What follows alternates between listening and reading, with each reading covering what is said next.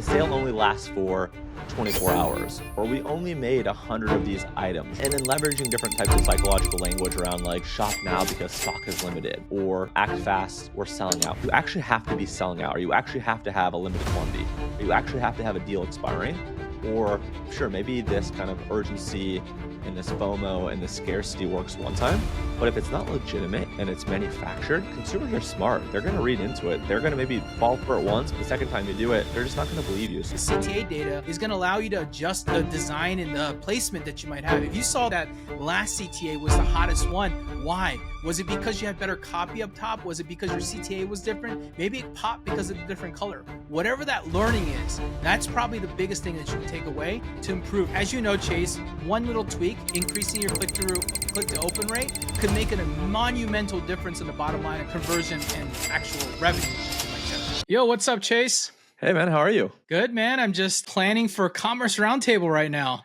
So yeah, you were just out there over the weekend. What were you out there doing? Yeah, dude, I was scoping out the place. I had not seen it, but I made the decision to sign it. And then I was like, you know what? I should probably go look at it. So I took a look, made some videos. Very excited, man. Just put some shameless plug out there for people listening. April 25th, we're doing a one-day event in Miami, Florida, commerceroundtable.com. Super excited, man. We've got a great lineup, got a lot of great people coming already, and tickets are flying. Yeah, but I'm so pumped to be there. Event looks sick. Miami's also a great excuse to go, so can't wait. Yeah, if you even Chase Dimond's coming out. So people listening, if you want to hang out with Chase, he'll be there. He'll be hanging out in the networking area probably all day, talking to all sorts of people. So come on out, people. That's my shameless plug here. So with that, let's kick this pot off in 3, 2, 1. From the open to the click, they're the masters of the flow. Just watch your list grow and your leads turn to gold. Did we retain you so far, or do we have to extend it? If you want results, you know you gotta send it. Yeah, you know you gotta send it. Yeah, you know you gotta send it.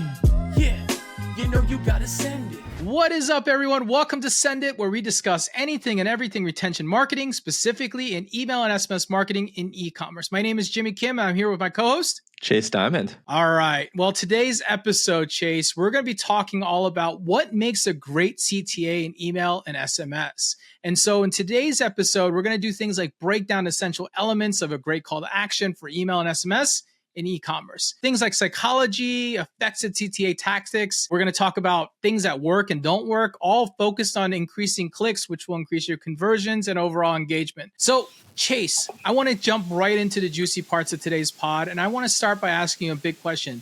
How important would you say a CTA is? Dude, it's literally everything. You know, a great call to action really is the difference between someone taking an action or not, right? So they're either going to do the thing that you ask them to do if you have the right CTA, or they're going to ignore you and you're not going to have the opportunity to drive revenue if they ignore you.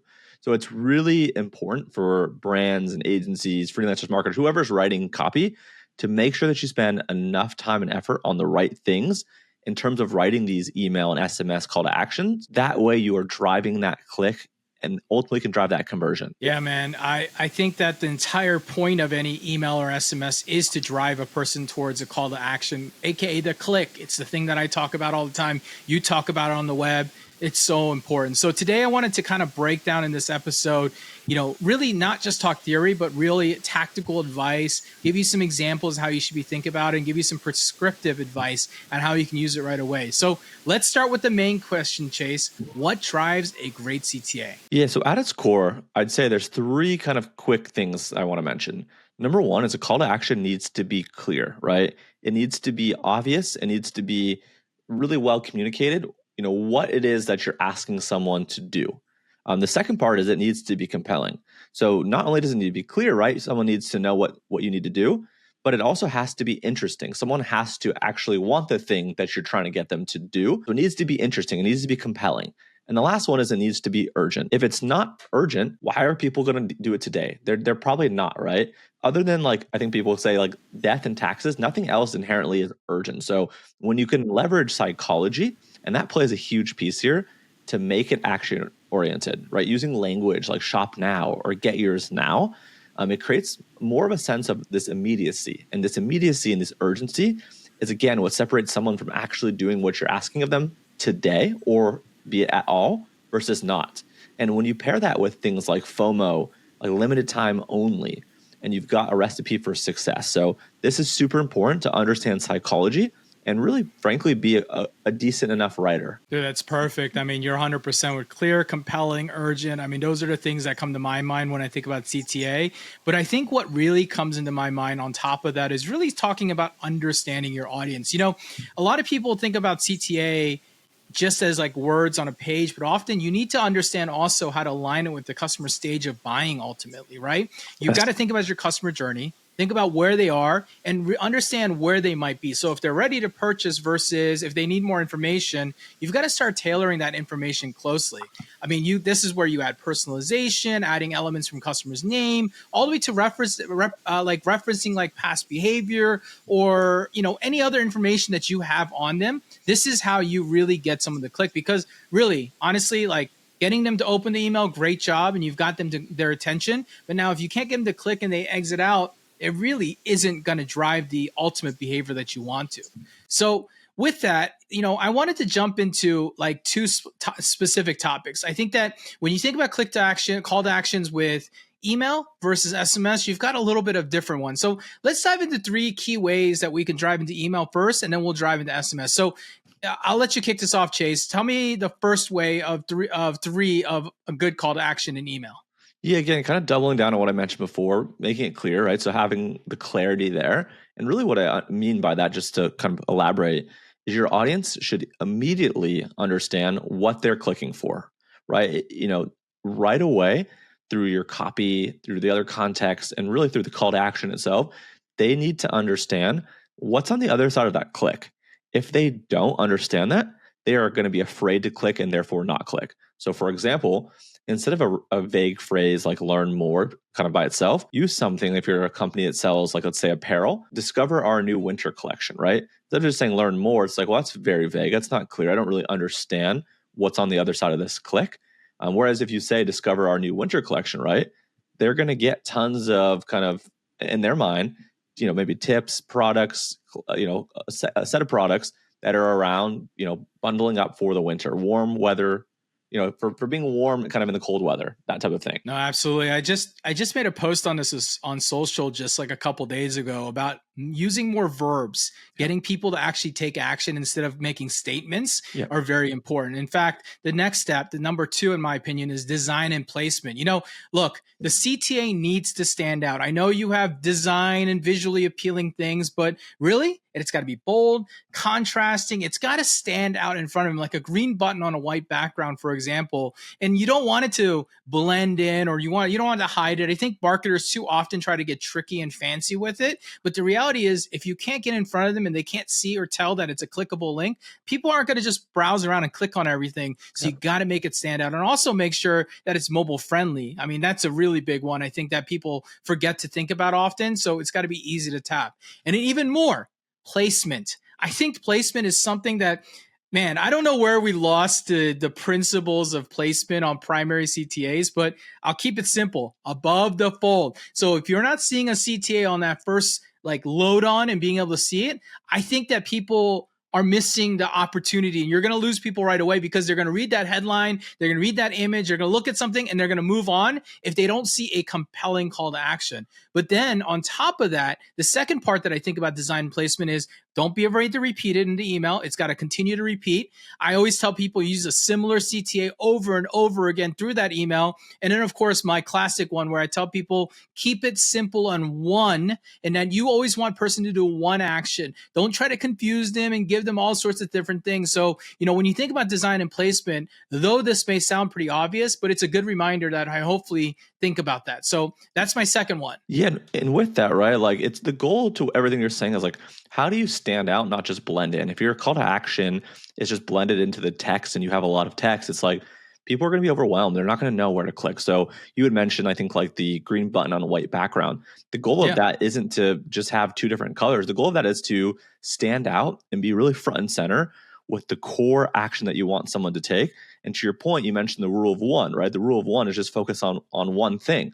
Don't try to give them 7 different call to actions, right? You might want to repeat throughout the email, like you mentioned, the same ongoing call to action, which then someone reads it 3 or 4 times by the bottom of the email, it kind of it builds like the know, like, trust, and familiarity. So that's super important. I'll share the third now. Kind of go back to what I mentioned before, right? And I really kind of want to reiterate this.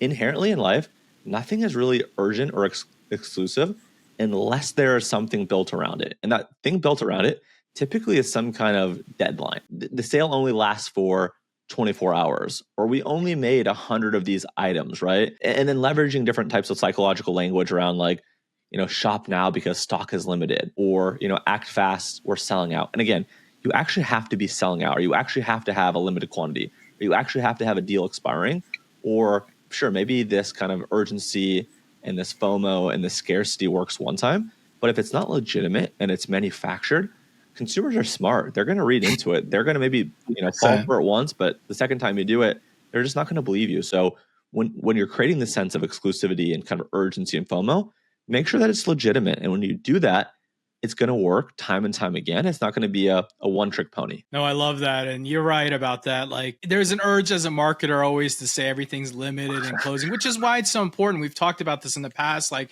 if you're doing an email marketing campaign, it shouldn't just be a single one-off campaign. It should be exclusive to a bigger event that you're running, where maybe a weekend sale, a flash sale, whatever it might be, which means that every sale should always have some type of end. So let me kind of break down some examples so we can give people some actionable tactics here. So let me give you some good examples first. So a button may say something like claim your discount, and the supporting copy underneath would say something like 20% off tonight, don't miss out, right? Yep. It's still vague, it's still important, but it's still giving that context. Where a bad example might say, just click here, and then the supporting copy says something like, check out your website. And it's like very black and white, right? Like, you can make it exciting or you can make it boring, but it's the most important part of an email. So it's really important to make sure that it stands out and gets people to do something ultimately, right? Something that ends tonight, or getting your 20% off ends. I mean, you can even be vague. You don't even have to say 20% off ends tonight,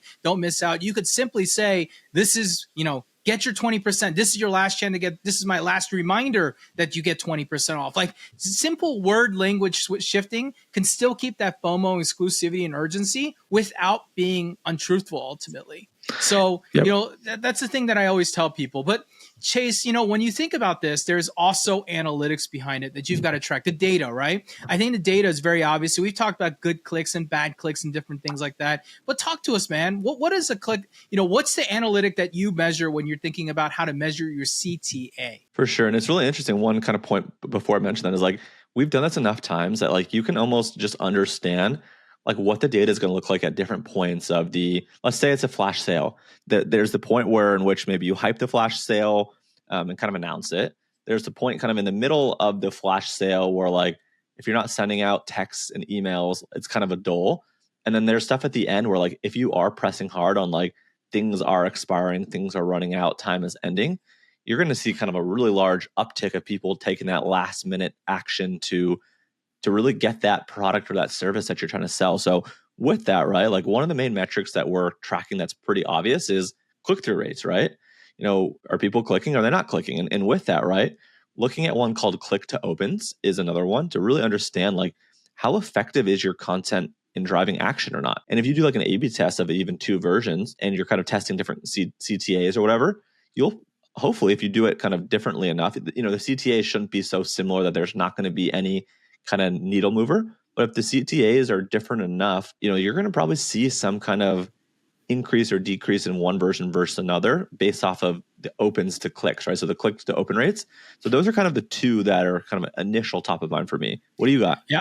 I love a click to open rate metric. I think that's way more truthful than a click rate, because if you send 1,000 emails out, I'm just using vague numbers, and you get, 10 clicks or 100 clicks, right? You got a 10% click through rate. But if you only had 50% of those people open, you still had 100 clicks from that 1,000, right? So you have 50% on 1,000, so you got 500 and you get 100. That's actually a 20% click-through open rate, which is actually more effective of a data point that you understand, because that means that you have an optimization point to do on the open rate or getting more people engaged in opening, as opposed to just looking at it vaguely. Because if you're looking at just like a click-through rate, you only know in a vague number why. You don't know the why behind it. You just know that this is the overall metric. In fact, when when I think even deeper, and I've seen this with like some platforms with like heat maps or unique click tracking, right? So we talked about like bad clicks versus good clicks. What I think is really important is diving deeper into where the email is getting clicked. Is it the first link? Is it the second link? Is it the third link? Is it the bottom link, right? Yeah. Understanding the click, not looking at that vague generic data, but actually diving in and looking at which click did they make and where in the position of that email will be. Because using that CTA data is going to allow you to adjust the design and the placement that you might have. If you saw that last CTA was the hottest one, why? Was it because you had better copy up top? Was it because your CTA was different? Maybe it popped because of the different color. Whatever that learning is, that's probably the biggest thing that you can take away to improve. Because as you know, Chase, one little tweak, increasing your click to open rate, could make a monumental difference in the bottom line and conversion and actual revenue that you might generate. 100%. All right, let's flip to SMS now, because I think SMS is slightly different. So let's jump into a great anatomy of SMS ultimately. Let's go through some elements here. So Chase, I'll let you kick it off, man. Yeah, number one, plain and simple, short and sweet, right? Less is more, keeping it really concise because you're running up on a character limit, right? Every character counts. It's like the old days of, Twitter, now X. You really had to write kind of good short form tweets. The same thing as with SMS, right? So, for example, because every word has to count, instead of saying something like, check out our new arrivals and get 10% off, just simplify it to new arrivals, 10% off today only, right? So it kind of saves you, a handful of characters where A, it's going to save you some money, and B, because people are on their mobile devices, they want to just kind of quickly scan, read it. And then if it's relevant and the call to action's good and the offer's good, they'll click and take action. Yeah, there's nothing worse than a text message with lines and lines of information or paragraphs ultimately. Really, you just want the information as fast as possible. It's either going to hit or it's not. And I think you got to think about that when you're writing SMS, especially for your call to action. But you still want to maintain those important principles. In fact, when you think about it, the second thing is making that link clear. I think using a short branded link to make it memorable and trustworthy, for example, I'm talking about like yourbrand.com/deal or whatever way to make it a little bit more credible is going to be helpful, right? I know there's like generic URL shorteners that are out there. And, the one thing I will say is that people are used to it. And as long as you're making your branded SMS clear, it's generally okay to have those. But I find it's more effective when you're seeing people have like very direct looking links that are super clean and clear. And honestly, it's also a chance to rebrand yourself there. And then secondly, your little link could actually be a call to action in itself. So there's a lot of ways to think about that I think are really positive. Yeah, Chase, agreed. what do you got for number 3, man? Yeah, I'd say the last one is the importance of kind of timing and frequency. So if you send too many SMS, people are going to get annoyed, right? And if you send it all the time, they kind of lose kind of their special spark, right? The beauty of SMS is like inherently you have almost a majority, if not entirety of your audience actually quote unquote opening them, right? And with that, right, you have the audience of almost 100% of your people that you're sending it to. So you want to make sure that you hold on to them and really make them kind of special and for time sensitive deals, offers, etc. And with that, making sure that your CTA reflects that urgency. I think like the holy grail and the beauty of SMS is, again, the fact that so many people open it, you have direct access to them in kind of a way that's a little bit more intimate.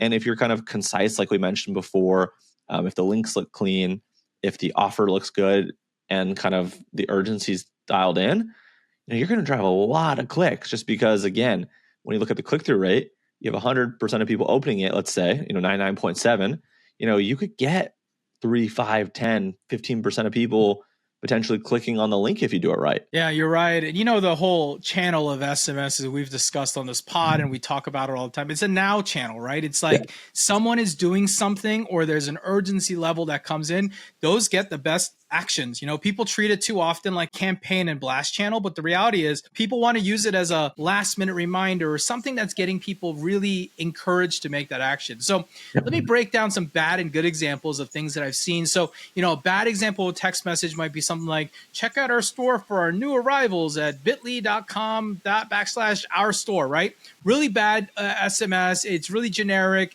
If I got that, I probably wouldn't get excited. But a good example is using all those 3 principles, things like final hour, get 30% all items, shop now, bit.ly.com/30 off, right?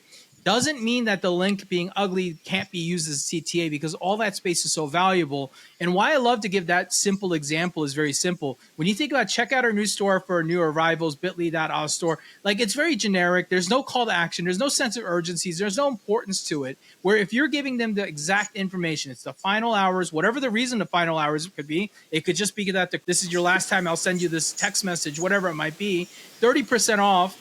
Who doesn't like 30% off? But also you're telling them what they're getting, and then you're asking them to shop now. You're giving them the permission to come through and go through it. So I love that when you think about it. All right. So from there, Chase, just like we did with email, I'd love to talk about analytics. What do you think you need to track when you're working on SMS? Cool. Yeah, I'm going to double down right on email and SMS. Both is really important to understand kind of click-through rates. But additionally, for kind of SMS, I'd look at things like the opt-out rates. For email, right, it's like the unsub rate. SMS, same type of thing. Opt-out rate, unsub rate type of a thing. A high opt-out rate basically indicates that your message isn't resonating or it comes across as spammy. And you have to be careful, right? Because if you are really spammy and the message isn't relevant, you're going to churn a lot of people. Because again, SMS is such an intimate, personal channel. People are going to opt out at a higher rate for something that's spammy on an SMS than a spammy email. We're kind of used to receiving spammy emails. Not that you should be sending those, but just everything's going to be kind of accelerated and intensified and kind of heightened when it comes to SMS. So with that too, right, you also want to monitor conversion rates. See how many people actually clicked and how many of those clicks actually led to purchases. Because SMS can get expensive at scale, it's very different than like an email or a push notification channel that's a lot more cost effective.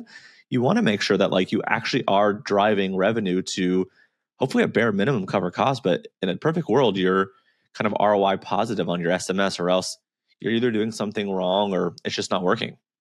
Yeah. So, dude, that was great. So in email, we have clarity, design placement, and urgency exclusivity, right? Like those are the three main principles. And then on SMS, you got short and sweet, clickable links, very clear information, and then of course timing and frequency. I think it's interesting that timing and frequency is always going to stand out in both of those. Hey, it's Chase, and I hope you're enjoying the pod. But if I could just have 30 seconds of your time, I want to tell you about our special friends at OmniSend. OmniSend is an all-in-one email and SMS marketing platform built specifically for e-commerce brands. They make it super easy to engage your customers, drive repeat sales, and create those seamless, personalized experiences that we're always talking about on this pod. And one thing that I love about OmniSend is they're trusted by over 125,000 e-commerce merchants around the world, and their users absolutely love them. They have a 4.8 star rating from over 5,800 reviews on the Shopify App Store. It's an obvious choice for your email, SMS, and push needs. In fact, I'm actually in the process of moving over my own email newsletter and some of my clients, and they have been fantastic. Their support and their platform has been amazing, and there's tons of features, and it's been surprisingly very easy to use. And the whole migration process, I know it sounds daunting. It's actually been a breeze. It's been way easier than I could imagine, and their team has really carried a lot of the weight of that migration, and they'll do the same for you as well, as they have a great automation tool that are going to help bring over your contacts and all your other important data that you need. And they aren't raising any prices, right? They're not going to raise prices like you constantly, like some of the other ones, you know who we're talking about, and call them profile-based pricing alignment, really fancy term that no one means, but OmniSend's not going to do that. They're going to speak the language that we speak. They're not going to raise prices on you constantly. So if you're looking to take your email marketing and your SMS marketing and your push to the next level, I highly recommend that you check out OmniSend. They've got the tools, the automation, and the expertise needed to help grow your brand so you can ultimately thrive. Head over to omnisend.com/sendit to learn more and start scaling your customer engagement today. And let them know that Jimmy and I sent you. Now, back to the pod. All right. I want to jump into kind of best practices here today as we wrap up this pod. Best practices and common pitfalls. So let's jump into this. Tell us what you think. What's your number one tip that you can provide someone? Yeah, I think you've kind of mentioned this or alluded to this at some point in this episode. I'd say doubling down on it. Tip number one is your call to action should align with your branding. So using kind of consistent language and design elements so customers recognize it's you, right? Like with email for my newsletter or kind of the newsletter we have, you always see the same kind of logo in the header, right? You would know it's my personal newsletter's Chase, or it's our kind of EEM or Ecom Email Marketer newsletter because it has the from name, it has the logo at the top. It's very familiar. However, sometimes, like for example, if I'm going to send you an SMS from my personal brand, I might just say like Chase or something. So being able to have something that is an identifier that it's from me, and it's consistent with the things I would say, the way I'd speak, kind of the design that I would use or the language I would use.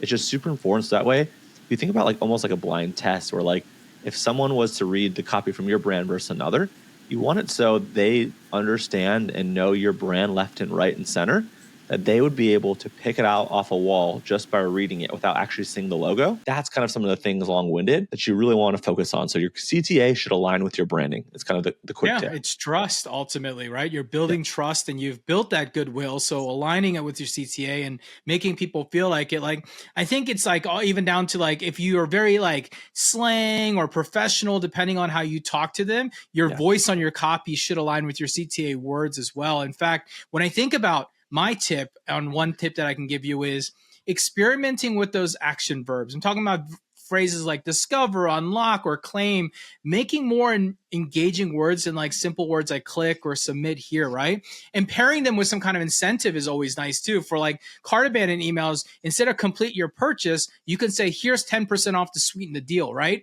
Getting someone to get I feel like there's so much space there that's being utilized, and it's the attention space that you want to get into. So you want to make people feel like they're getting something special, and there's a reason for them to click besides just complete your purchase. Anyone can complete their purchase, especially like exclusive offers, right? Like reserve your spot or get your last ticket, or this is the last chance to get tickets, like anything you can use. And it doesn't matter if it's a bigger box. If you're using a button, for example, on your email, you can use a bigger box. It could be bigger as long as it stands out. That's something that we have. So Chase, you got any other tips you want to give away?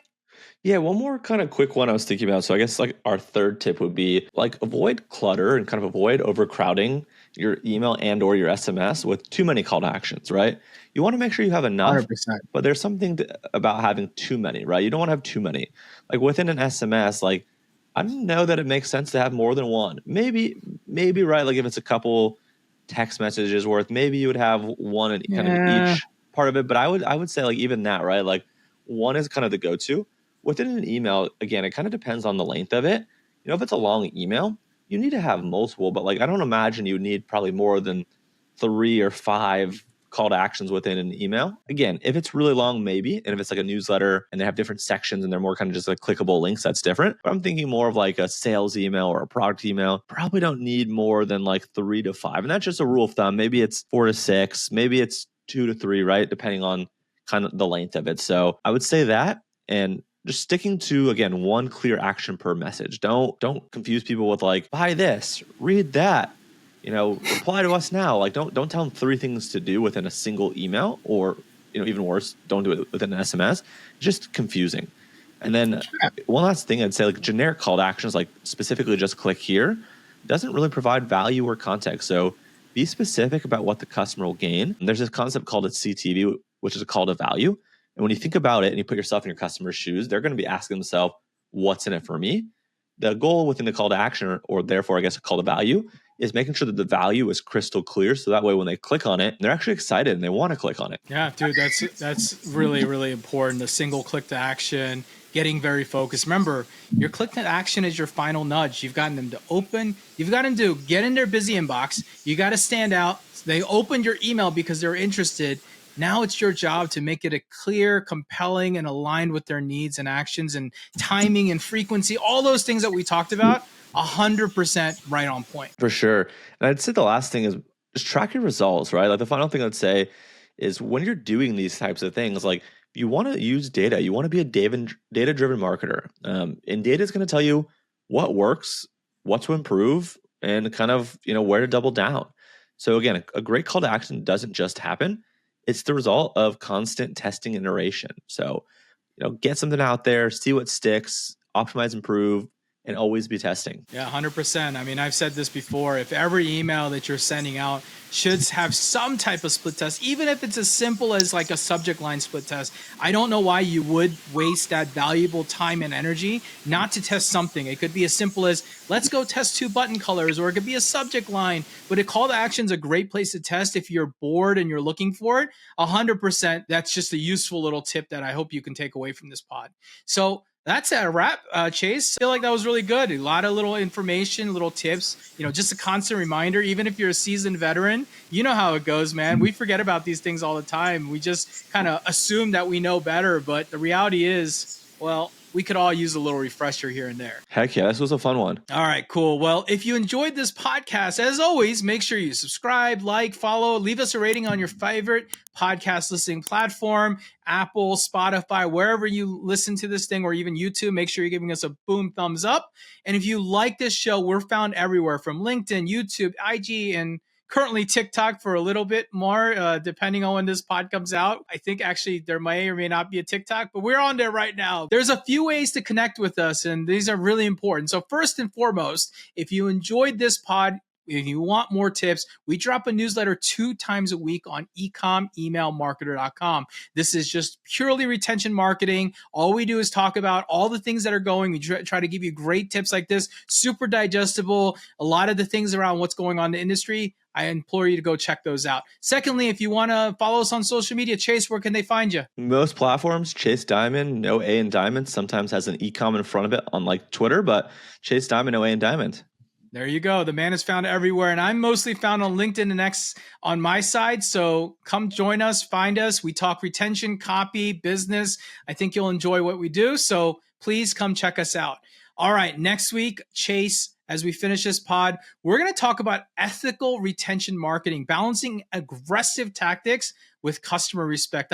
I wanted to do this pod because I feel like there's so much, what's the word I'm looking for? People push the line, marketers push the line. And we always talk about the joke, like marketers ruin everything. Well, let's be honest, there's a lot of things marketers do well and they don't do well. And I thought we could go talk about what does do well and what's a little bit pushing the line, and also things that are illegal. I think you'll be shocked. You might be shocked, Chase, as we talk about things that are actually illegal that marketers are doing every day. So we'll see you next week. Thanks, Chase, for being on the pod as always, and we'll see you soon. Cheers, man. From the open to the click, they're the masters of the flow. Just watch your list grow and your leads turn to gold. Did we retain you so far, or do we have to extend it? If you want results, you know you gotta send it. Yeah, you know you gotta send it. Yeah, you know you gotta send it. Yeah, you know you gotta send it.